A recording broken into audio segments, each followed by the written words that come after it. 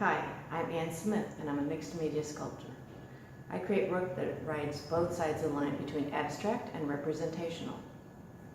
It can be difficult to talk about art because as an artist I need to know what layer of the onion are you interested in. Are you interested in something superficial or something a bit more?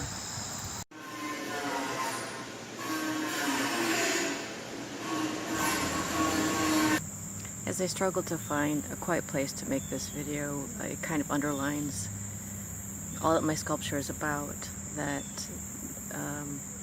it's at the intersection of civilization and nature, trying to find clarity and trying to be mindful of other people at the same time. My process involves a lot of writing and drawing, and you can probably tell from the burn marks and holes in the pages which ones have actually been done. The one I'm working on at present is a response to the COVID pandemic and the stay-at-home order. So to get from a 2D image to a 3D object, I essentially use ROD to draw my forms three-dimensionally, using much the same lines that I use to draw in my sketchbook.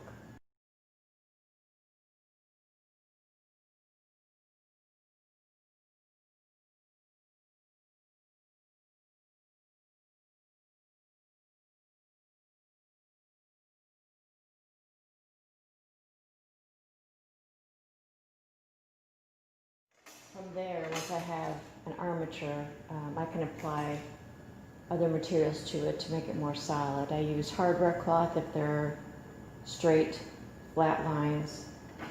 If they're curvilinear or a little bit more complex, I use wire on a matrix with this rod and some finer rod to create a softer form. From there, if I need a smooth surface, I use this lovely paper clay that I've devised and apply that to the form. I can put that on in layers and get a more definition in successive layers here. So maybe on the first layer, I just made this seat flat. And then on successive layers, I made the contours as if someone's sitting in the chair. If you'd like to see more of my work, my website is a-smith-art.com. Thanks for joining me.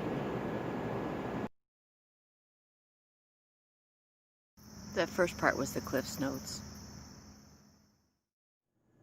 I got into sculpture kind of through the side door. When I was at College for Creative Studies here in Detroit, studying for my BFA in fibers, I was trying to make my weaving stand up, which wasn't very successful, and then I started adding steel to it. And then I kind of sneaked into the sculpture shop, and one of the students taught me how to weld, doing just oxyacetylene. And from there, I later on took more welding classes, and now I use MIG welding primarily to create armatures for my sculpture. I know you're probably dying to know what my favorite tools are, so first, most favorite might be the MIG welder because it's the best kind of glue gun for metal. Second, close second would be a rod parter or a parting shear, because when I draw three-dimensionally with the rod, I need to quickly cut it to the length I want it. So this works really well for that.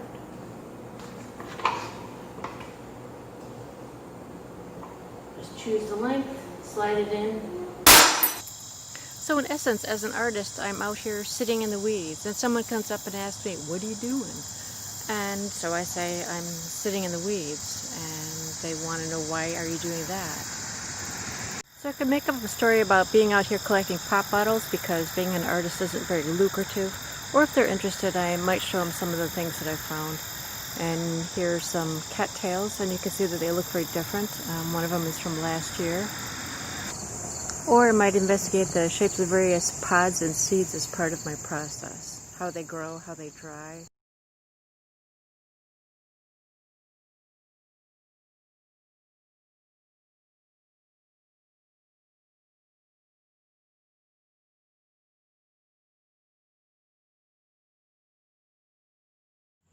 So when I talk about the intersection of civilization and nature, some of the things that they have in common are compromise and resilience.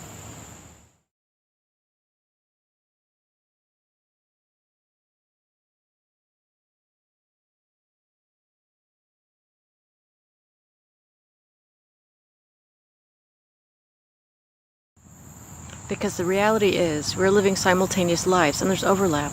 Compromise, kindness, and holding space for each other is the only way it's going to work. It's complex and sometimes exhausting.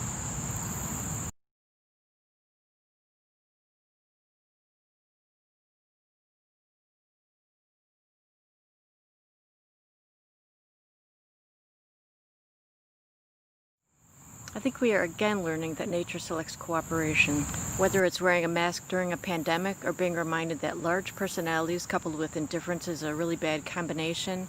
We need to be able to trust each other.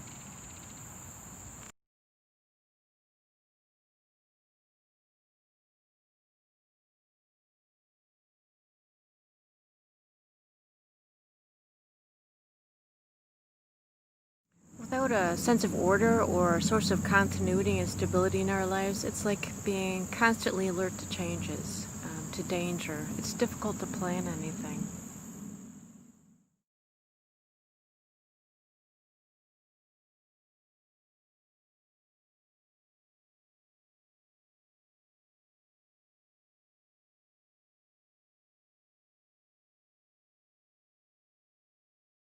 As you may notice, I'm outside a lot.